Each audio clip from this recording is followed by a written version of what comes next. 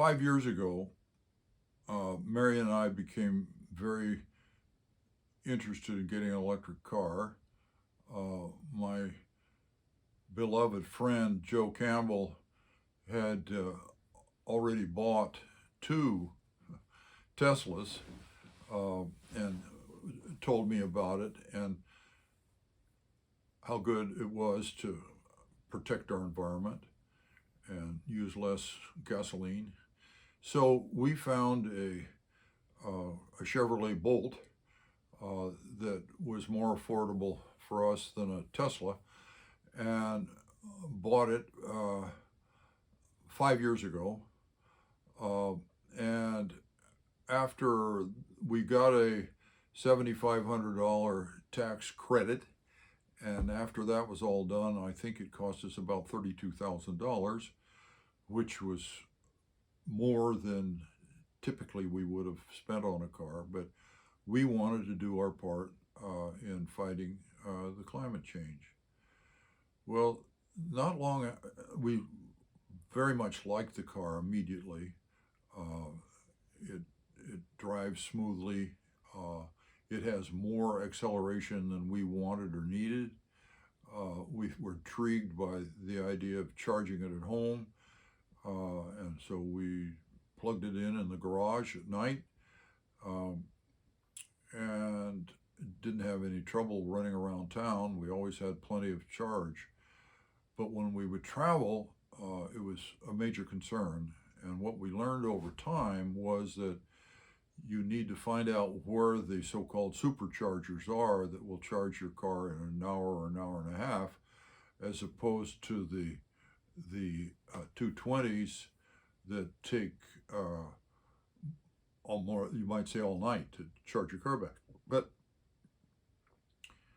we've become more adept at that. We know where there's a supercharger in Tillamook down if we want to go to the beach. We also know if we want to go to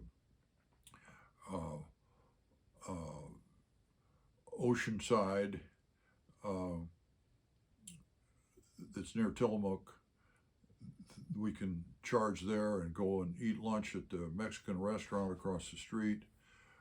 Uh, and if we're in Newport, where we just spent 3 days, there's a supercharger at the Walmart store. In fact, there's four of them there, uh, and that only takes about an hour and a half. So the charging is, if you know where the supercharger is and if it's working, it's pretty comfortable.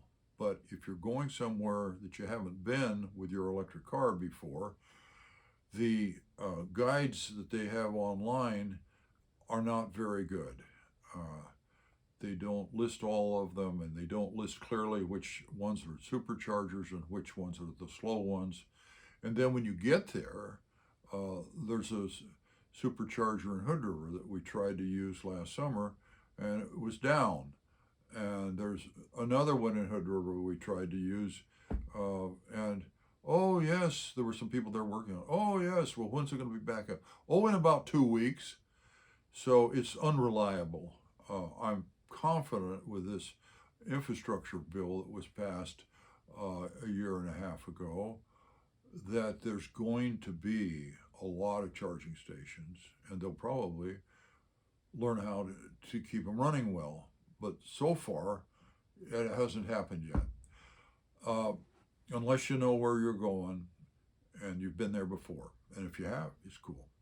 But anyway, uh, the rest of our experience with the electric car was that repeated callbacks. I think 3 recalls we went through, and they in one of the recall letters it said, and after you come in and we adjust your battery, we don't want you to be charging your car all night in your garage. We want you to park it out in the driveway. And I'm like, one of the biggest corporations in the world, and they're telling you you can't park their product in your garage?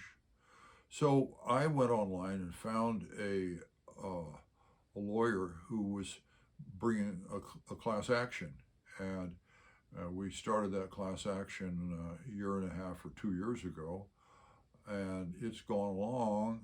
We've had to supply more information here and there, but it's not been a big hassle. But all of a sudden, about 10 days ago, we get a call from the lawyer who happens to be back in Philadelphia, I think it is. And she said, we're settling the case. We've got it all mapped out how we're going to settle it. And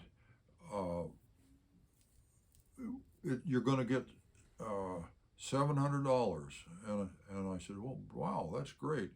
Once the court, once General Motors agreed as trying to settle the case to replace our batteries rather than having us keep going back in and having them adjusted, I relaxed because I thought, it's good. I've got a battery that's reliable now, and I'm not going to worry about it. But then on top of it, she's gotten us $700 each.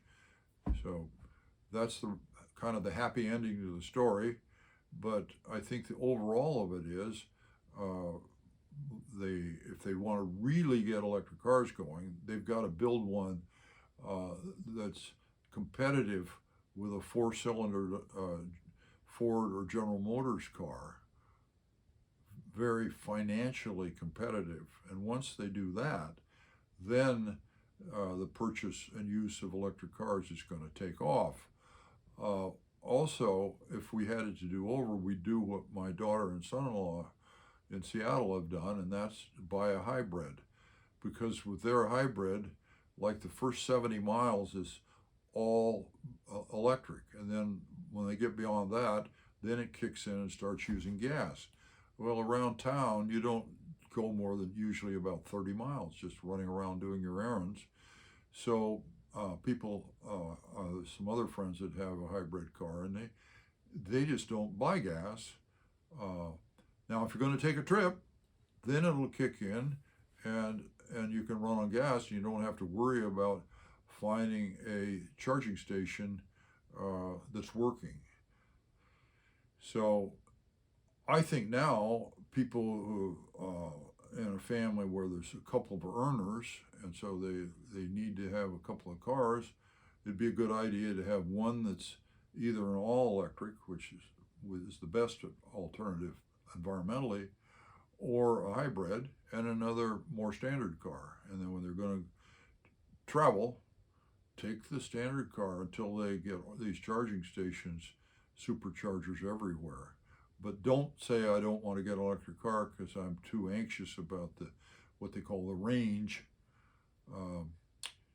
That would be my free and unsolicited advice on this. But they've got to get inexpensive cars, and they've got to get the charging stations where they're plentiful and reliable. And then I think electric cars are going to sweep this country.